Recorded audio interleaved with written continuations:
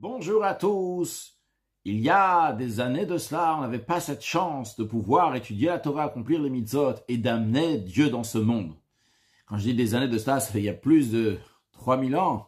Mais de nos jours, on a cette chance de pouvoir amener Dieu dans ce monde avec l'étude de la Torah et l'accomplissement des mitzvot. Comprendre ensemble ce qui s'est passé au don de la Torah. Aujourd'hui, voyons ce que le Rabbi nous enseigne. À propos de Avraham Avinu, la Torah nous raconte qu'Avraham Avinu, il s'est circoncis lorsqu'il avait 99 ans. Et la question est connue. Pourquoi Avraham Avinu, il a attendu jusqu'à 99 ans? Avraham Avinu, il a accompli toute la Torah avant que la Torah soit donnée. Alors pourquoi il a attendu pour cette mitzvah-là jusqu'à que Dieu va lui ordonner? Pour comprendre cela, le Rabbi nous explique quelque chose de fondamental. La différence entre les mitzvot que les patriarches ont accomplis avant le don de la Torah par rapport aux mitzvot que nous accomplissons après le don de la Torah. Les mitzvot que les patriarches ont accomplis, c'était par leur propre force. Ils n'avaient pas une force particulière qui venait d'en haut de Dieu pour accomplir les mitzvot. Et dans la note, le Rabbi ramène le Shir Hashirim Rabbah sur le verset « Le reach manecha » à l'odeur de ton parfum. Que le Midrash dit que tous les mitzvot que les patriarches ont fait, c'était uniquement des odeurs. Mais nous n'avons pas juste l'odeur, nous avons le parfum. Comme c'est traduit dans la Chassidoute, c'est-à-dire que tous les mitzvot que les patriarches ont fait, c'était uniquement une odeur, dans le sens un dévoilement d'un niveau de divinité. En revanche, nous avons le parfum lui-même, pas une odeur qui part avec le temps, mais quelque chose donc qui reste toujours. C'est l'essence même de Dieu qui vient, qui se met dans la matière. Donc, le patriarche, il n'avait pas cette force qui vient pour accomplir les mitzvot que Dieu il a donné par le don de la Torah. Et c'est la raison pour laquelle, bien que les patriarches ont accompli tous les commandements concrètement, matériellement, mais ils ne pouvaient pas intégrer de la sainteté dans les mitzvot, dans les choses matérielles qui faisaient que les choses matérielles vont se sanctifier. Dans la parenthèse, le Rabbi dit, comme par exemple, si on va prendre le travail, le service de Yaakov Avinu, le troisième des patriarches, envers son créateur Dieu, lorsqu'il a pris des bâtons. La Torah, elle nous dit que Yaakov Avinu, il a pris des bâtons de peuplier, donc qui étaient humides. Puis il a pris des bâtons de châtaignier et de noisetier. Et dans le Zohar, c'est dit qu'avec ces bâtons-là, Yaakov Avinu, il a amené les mêmes lumières divines que nous amenons aujourd'hui lorsqu'on met les tefilin. Le Rabbi ne s'attarde pas ici ça dans la Sikha, mais dans le Zohar et dans le Torah, donc c'est expliqué. Le Zohar, il explique comment l'idée, ces bâtons humides de peuplier représentent l'humidité, le chesed de la bonté, donc qui est de l'eau, et comment les bâtons de châtaignier et de noisetier, donc qui sont rouges, représentent la rigueur, et comment Yaakov, lui qui représente le Tiferet, il englobe aussi bien donc la rigueur et la bonté. Donc Yaakov, il a amené donc ces lumières divines-là. Est-ce qu'il correspond à notre filine comme aujourd'hui, dans lesquelles il y a 4 compartiments, dans lesquels il y a 4 parchemins? Kadesh ve'aya kiviacha, ces 2 parachiotes représentent Chochma et Bina, et Shema ve'aya im Shamoa qui représente Chesed et Gvura. Je me suis pas attardé, le Rabbi s'attarde pas non plus dans la Sikha, je dis brièvement ce qui est expliqué dans la Chassidoute et dans le Zohar par rapport aux ces bâtons-là que Yaakov Avinu a fait pour des raisons a priori tout à fait techniques dans la Torah, mais le Zohar nous dit qu'il a fait des choses, donc il a amené la même lumière divine que nous amenons aujourd'hui avec les téphilines. Et ce que le Rabbi veut dire ici dans la Sikha, je continue, le Rabbi dit, pourtant, une fois que Yaakov Avinu a fini son travail avec ces bâtons-là, eh bien, c'est resté des bâtons sans aucune sainteté.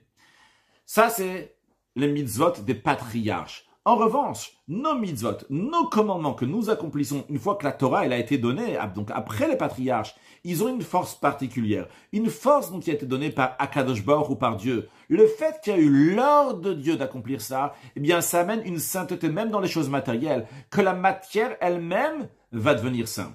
Donc, d'après ce que le Rabbi nous a dit jusqu'à là dans la Sikha, c'est-à-dire que nos mitzvot sont des mitzvot extraordinaires, des mitzvot qui amènent l'essence de Dieu dans ce monde-là, ce qui n'existait pas dans les mitzvot, dans les commandements que les patriarches ont fait. Mais le Rabbi nous dit, attention, d'un autre côté, bien que ces mitzvot que nous faisons sont beaucoup plus hauts que ceux des patriarches, mais il faut savoir que uniquement grâce à l'accomplissement des mitzvot que les patriarches ont fait avant le don de la Torah, c'est ça qui nous donne la force de pouvoir faire les mitzvot matériellement aujourd'hui.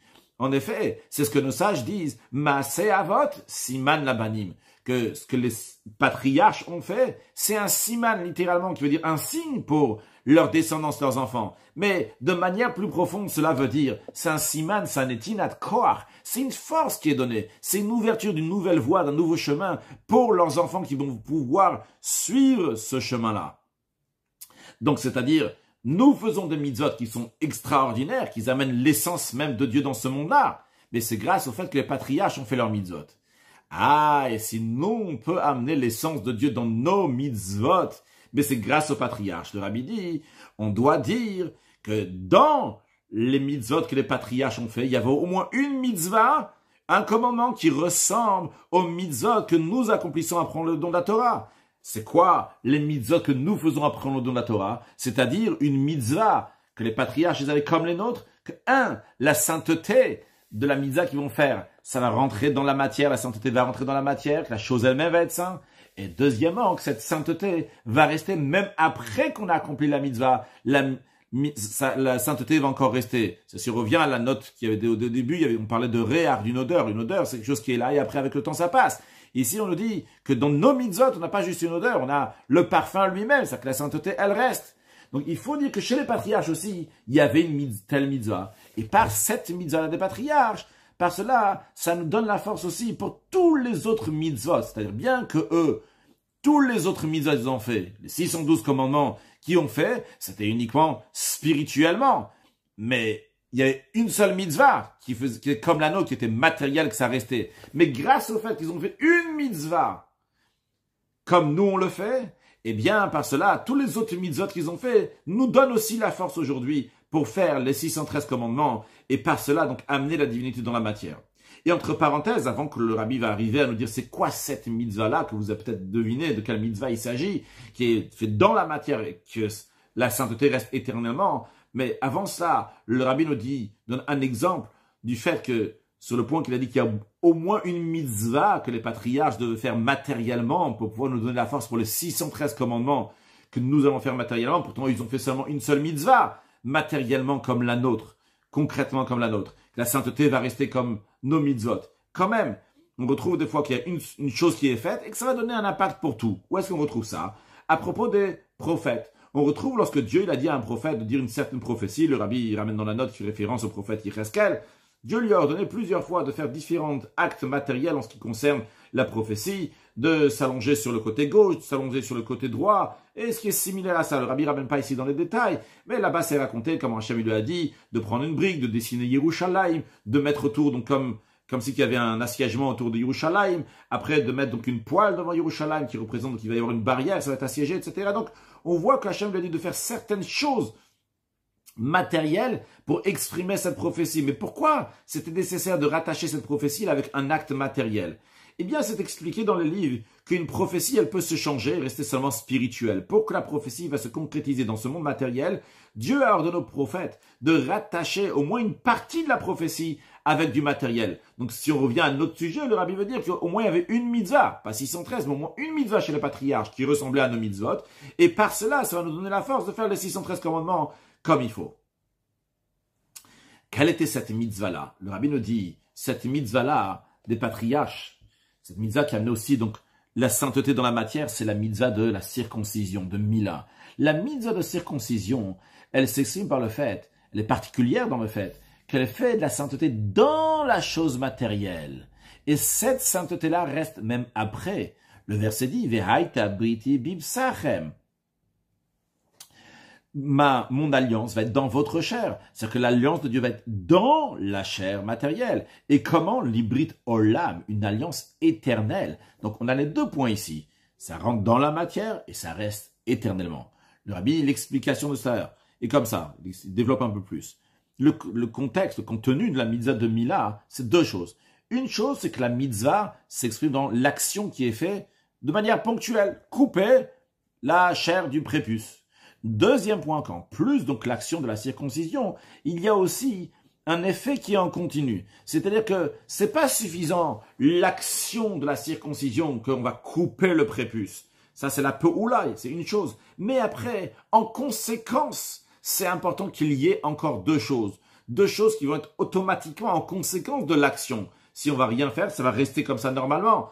Premièrement, la personne sera circoncis, et deuxièmement, la personne ne sera pas incirconcis. Donc, si on récapitule, en vérité, on a trois choses. Le rabbi le partage en deux choses, 1 et 2, et dans le deuxième, il y a 2 points. La première chose, c'est la circoncision, le fait de couper le prépuce. Et la deuxième chose, c'est que la personne, elle va être circoncis, et deuxièmement, que la personne ne va pas être incirconcis. Si on veut présenter ça de manière différente, c'est-à-dire qu'un, la personne va faire l'action de la circoncision, 2, il sera circoncis, et 3, il ne sera pas incirconcis. Juste entre parenthèses, dans la prochaine sikha de l'écoute Sichot Chelek Gimel, le rabbi expliquera comment ces 3 points-là sont importants dans la circoncision concrètement, pas seulement sur le plan spirituel, ce que le rabbi expliquera aussi, mais même concrètement dans le plan halachique, le rabbi prouvera que ces 3 points-là sont importants.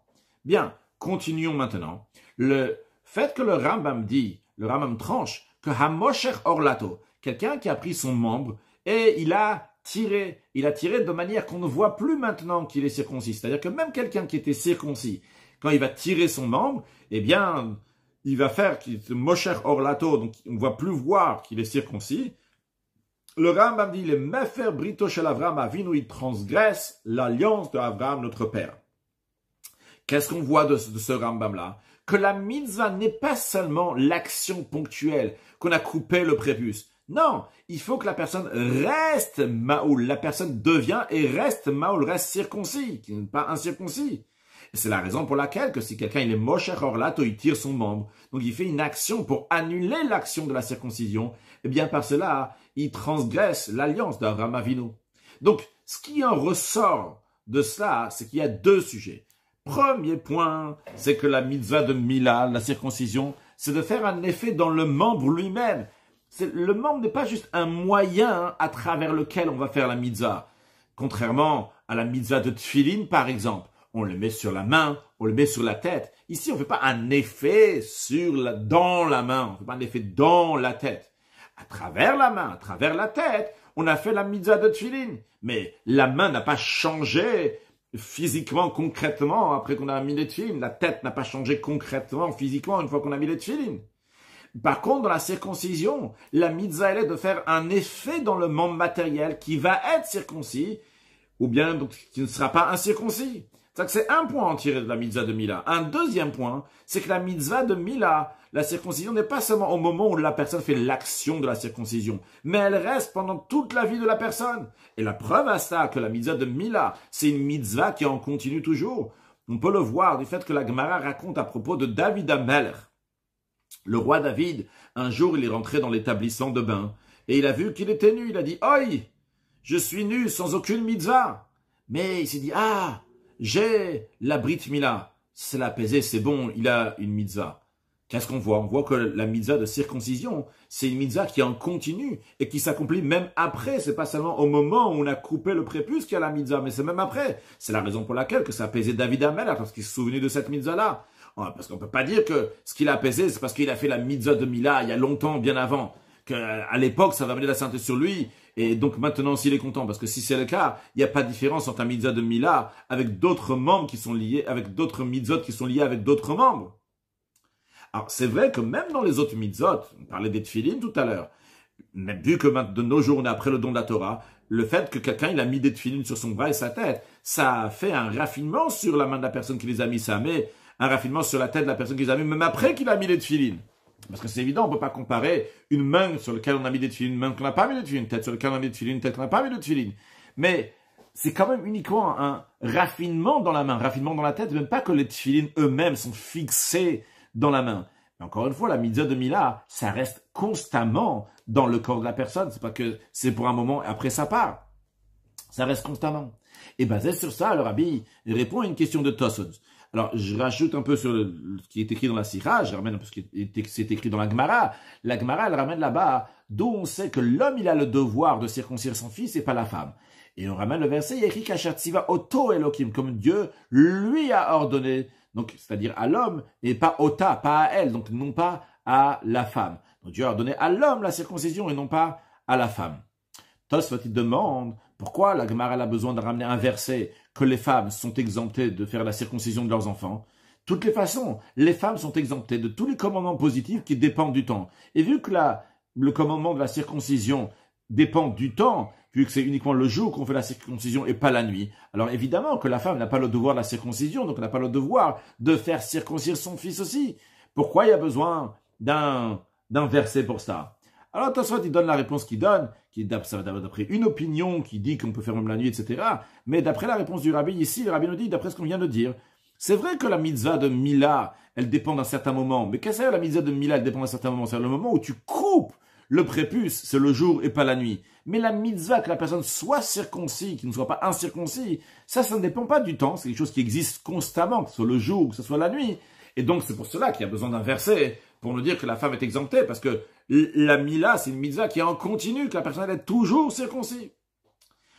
Alors, le rabbi conclut avant de nous donner la réponse. On nous dit ces qualités-là de la mitzvah de Mila, qu'elle a un effet matériel, que elle va être kadosh. La Mila, la circoncision va être sainte, et que la mitzvah va continuer même après. C'est pas quelque chose qui a commencé après le don de la Torah. Ça a commencé même avant le don de la Torah, lorsque Abraham Avinu il a reçu l'ordre de Dieu. C'est la raison pour laquelle on retrouve que lorsque Abraham Avinu il a fait jurer son serviteur Eliezer, et quelqu'un qui jure, il a besoin de prendre un objet de mitzvah, mitzvah. En général, un sefer Torah, des fois ça peut passer aussi donc des tefillin. En tout cas, il a besoin de prendre un objet de mitzvah, quelque chose qui est saint. Qu'est-ce qu'il a dit à Abraham Avinu, à son serviteur? Il lui a dit, place ta main sous ma hanche. Donc il fait référence à la Brit Mila. Parce que c'était le seul Chefsa Shel Mitzvah, seul objet de mitzvah dans lequel la Kedusha allait rester, c'était la mitzvah de Mila. Et c'est la raison pour laquelle Eliezer pouvait jurer avec cette mitzvah-là. Alors, le rabbi a prouvé que la mitzvah de Brit Mila, déjà avant le don de la Torah, elle avait cette particularité qu'il y avait une sainteté, que la sainteté est restée là-bas, des années plus tard, lorsque Abraham Avinu a fait jurer son serviteur. Maintenant, basé sur tout ça, le rabbi répond à la question initiale. On comprend pourquoi Abraham Avinu il a attendu d'accomplir la mitzvah de circoncision, ce que Dieu lui a donné, et il n'a pas fait de lui-même comme il a fait tous les autres mitzvahs de lui-même. La raison, elle est parce que cette mitzvah-là, elle ressemble aux mitzvahs qui sont après le don de la Torah, que, un, ils amènent la sainteté dans la matière, et deux, ça reste donc à l'éternité. Et c'est la raison pour laquelle, comme les mitzvahs qui sont après Matan Torah, il y avait besoin d'un ordre de Dieu. Quand on dit un ordre de Dieu, c'est pas juste que Hachem te dit donc de le faire, c'est que Dieu te donne la force d'amener cette divinité dans la matière et que ça soit en continu. On a pris cette sikha-là, donc comme ça, je peux dire vite fait, on l'a appris, mais il faut savoir que c'est quelque chose de fondamental dans la chassidoute, cette différence-là avant le don de la Torah et après le don de la Torah. Et comment les patriarches, donc, eux, ils nous ont donné la force de faire les choses. L'idée générale de bien se rappeler qu'avant le don de la Torah, c'est pas évident. Aujourd'hui, pour nous, c'est évident. Bon, c'est saint, il y a la sainteté, on amène la sainteté de la matière. Mais c'est devenu peut-être logique qu'on étudie chassidoute et évident qu'on étudie chassidoute. Mais c'est pas du tout évident. C'est quelque chose de matériel. Comment cette matérialité, elle peut prendre de la divinité, c'est pas juste spirituel, la divinité, pas juste la divinité, l'essence de Dieu va rentrer de la matière. C'est incompréhensible. C'est uniquement parce que Dieu, il a décidé, il a donné une force à ça, il a donné un ordre. Il veut avoir une dira betartonim, une demeure à Dieu ici-bas, qui a commencé donc par la force de la Torah. Et donc, à ce moment-là, on peut mettre dans la matière de la divinité, de manière que ça va rester à l'éternité. Et en tous les cas, donc, les patriarches, ils ont préparé le terrain. Et nous, on a cette chance-là aujourd'hui de pouvoir amener la divinité dans ce monde-là, encore dans un endroit, et encore dans un endroit, aussi bien dans les mitzvot, mais comme c'est expliqué ailleurs dans Chassidoute, que c'est dans toutes les choses qu'on fait dans la vie de tous les jours, et pas juste aussi dans les choses qu'on fait dans la vie de tous les jours, mais particulièrement dans les choses qu'on fait dans la vie de tous les jours, parce que les mitzvot, ils ont déjà une sainteté potentielle de base. Mais lorsqu'il s'agit des choses ordinaires de la vie de tous les jours, que là-bas aussi on amène la divinité, eh bien on amène la divinité, on fait une dira betartonim, une demeure à Dieu ici-bas, de manière que le monde entier reflète la grandeur d'Akadosh Baruch Hu, de Dieu, la divinité de Dieu, l'essence de Dieu. Et on va voir très concrètement tout cela très prochainement avec la venue de Mashiach. Now, une excellente journée.